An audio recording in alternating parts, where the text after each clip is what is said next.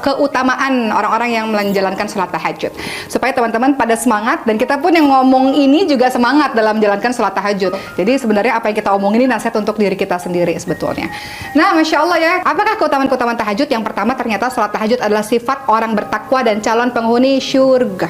Jadi kalau ingin dikategorikan sebagai orang bertakwa, maka dia tidak meninggalkan sholat tahajud. Allah Subhanahu wa Ta'ala berfirman yang artinya, sesungguhnya orang-orang yang bertakwa itu berada dalam taman-taman syurga dan mata air, sambil menerima segala pemberian Rabb mereka.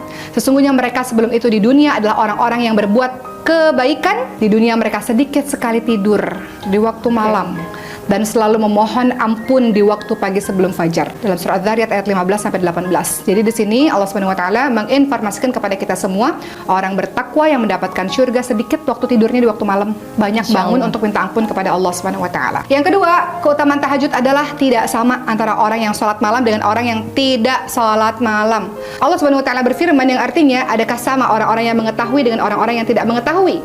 Sesungguhnya orang yang berakal lah yang dapat menerima pelajaran. Jadi dalam surah Az-Zumar ayat 9, tidak sama antara orang yang senantiasa bangun sholat malam, dia tahu dia dapat keutamaan, dia tahu dia dapat pahala, dia tahu doa dia dikabulkan oleh Allah, nggak sama dengan orang yang tidur terlelap. Masya Allah. Karena orang-orang yang bangun sholat malam pasti dia punya motivasi kenapa dia melakukan itu. Betul-betul. Karena dia tahu tentang keutamaan-keutamaan dalam beribadah.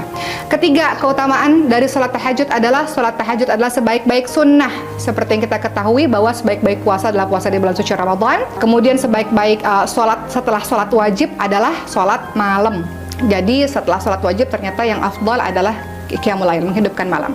Dan keempat, ternyata keutamaan dari sholat tahajud adalah kebiasaan orang-orang yang salih. Jadi teman-teman, kalau indikatornya gampang ya, kalau kita lihat ada orang-orang yang salih mengademkan hati, ternyata salah satu indikatornya mereka tidak meninggalkan sholat malam.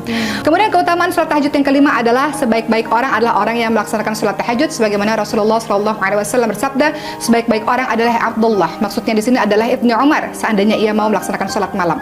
Maknanya adalah sebaik-baik orang adalah orang yang senantiasa melaksanakan sholat malam, sholat tahajud. Seperti itu teman-teman sekalian.